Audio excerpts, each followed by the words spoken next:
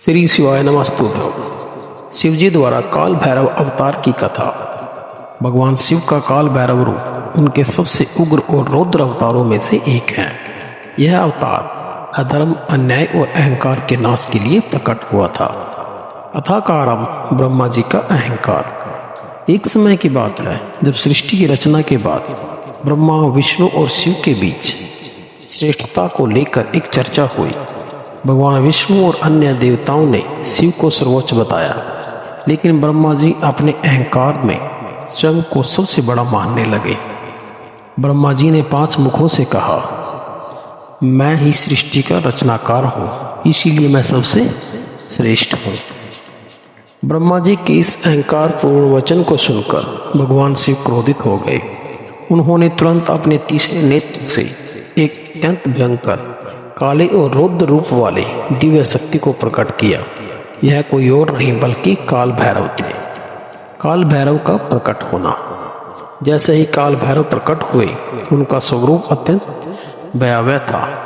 वे गहरे काले रंग के थे। उनकी आंखें अग्नि के समान प्रज्वलित थीं। उनके गले में नरमुंडों की माला थी। वे हाथ में त्रिशूल और दंड धारण किए हुए थे। उनके वाहन के रूप में एक स्वान अर्थात उपस्थित थी। उनकी भयंकर गर्जना से संपूर्ण ब्रह्मांड कांप उठा। ब्रह्मा जी के अहंकार का नाश। भगवान शिव के आदेश से काल भैरव ने अपने नख मात्र से ब्रह्मा जी के 5 में से एक सिर को अलग कर दिया। यह देखकर ब्रह्मा भयभीत हो गई और उनका अहंकार चूर्ण हो गया। लेकिन ब्रह्महत्या महापाप मानी जाती है, इसलिए इस पाप से मुक्त होने के लिए काल भैरव को पूरे ब्रह्मांड में भिक्षाटन करना पड़ा। जब वे काशी पहुंचे तो वहां उन्हें ब्रह्महत्या के पाप से मुक्ति मिली। इसलिए काशी को महाकाल भैरव की नगरी भी कहा जाता है। काल भैरव की महिमा।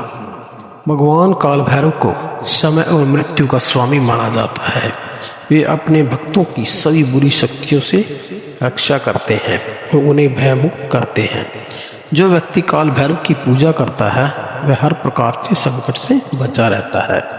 काल भैरव अष्टमी का विशेष महत्व होता है, क्योंकि इस दिन शिवजी ने भैरव अवतार लिया था। उनकी सवारी कुत्ता मानी जाती है, इसलिए कुत्तों को भोजन कराना पुण्यदायी होता है। शिक्षा। यह कथा हमें सिखाती है कि अहंकार का नाश निश्चित ही है और परम सत्य केवल शिव ही है। काल भैरव का स्मरण करने से सभी भय समाप्त हो जाते हैं और व्यक्ति सदैव सुरक्षित रहता है। जय काल भैरव। तो कथा कैसी लगी दोस्तों? प्लीज़ मेरे चैनल को लाइक, शेयर और सब्सक्राइब जरूर कीजिए।